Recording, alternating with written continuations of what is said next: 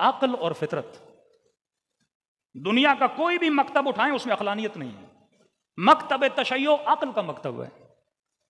آپ کے مکتب میں اتنی جذابیت کیوں ہے, اٹریکشن کیوں ہے کہ 4 دن ایک بندہ شیعوں کے ساتھ گھومتا ہے, فقہ تشیع کا مطلب فقہ اہل بیت کو جب اسٹڈی کرتا ہے وہ اٹریکٹ ہونے لگتا ہے. ہمارے طلاق کا مسئلہ, ہمارے نکاح کا مسئلہ, ہمارے فقہی مسائل, ہمارے شرعی مسائل, اس میں عقلانیت بہت پائی جاتی ہے. ایون محبت کس سے کرنی ہے, نفرت کس سے کرنی ہے, کمپلیٹ ایک سیدھی لائن ہے. لیکن آج مسلم سوسائٹی کنفیوز ہے ایون محبت کے معاملے میں. وہ بھی اس نیٹ ورک کا حصہ ہے, آگے آگے بیان کروں گا. اس نیٹ ورک کی فیڈنگ ہوتی ہے 2 چیزوں سے, عقل اور فطرت. اس مکتب میں غیر عقلانی چیز نہیں ہے, اس مکتب میں غیر فطری چیز نہیں ہے. وہاں بھی بن جاؤ گے, کہیں گے باپ مر گیا, رونا نہیں. بیٹا مر گیا, رونا نہیں. حسین کی مجلس میں رونا نہیں. خلاف فطرت. ایک انسان ہے, بندہ ایک ڈرامہ بھی دیکھتا ہے, سیڈ سین آتا ہے, رونے لگتا ہے. اور ایک کی ماں مر گئی, آپ کے رو نہیں. باپ مر گیا, آپ کو رو نہیں. خلاف فطرت. ایک ایسا حکم جو فطرت کے خلاف ہے, اور وہ فطرت جو خدا نے بنائی, بندے نے نہیں بنائی. انسان کو دل ہے, کبھی دکھ ہوتا ہے, کبھی خوشی ہوتی ہے. کیسے ممکن ہے بندہ نہ روئے؟ آپ ایک مووی دیکھ کے روتے ہو, اور یہاں ہم سنیں نبی کے نواسے کا گلا کاٹا گیا, اور انسان نہ روئے.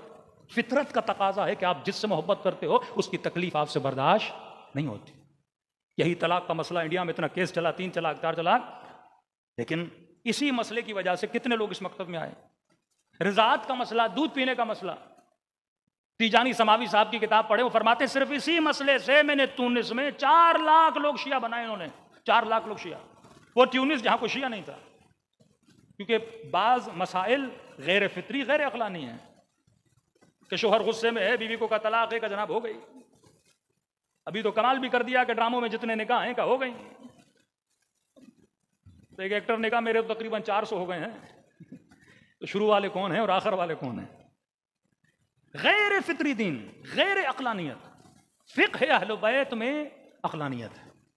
آج میڈیا کے ذریعے ہمارے شیعوں کی ایک تفریق پیدا کی جا رہی ہے کہ ان کو فطرت اور عقل سے دور کیا جائے. خود اجتہاد کا مسئلہ کمپلیٹ عقلانی مسئلہ ہے, لیکن آج برمار ہے کہ تشیع کو اجتہاد سے دور کیا جائے. اور مخالفین اجتہاد کو جب دلیل دی جاتی ہے کہتے ہیں آپ روایت پڑھو, آپ حدیث پڑھو, لیکن یہ نہیں کہو کہ جناب بیمار ہو جاتے ہیں تو ڈاکٹر کے پاس جاتے ہیں. اس کو ہم نہیں مانیں گے. بھائی کیوں؟ اہل بیت کے مکتب کا پہلا جو اصول ہے وہ عقل ہے, اور فرماتے عقل حجت ہے.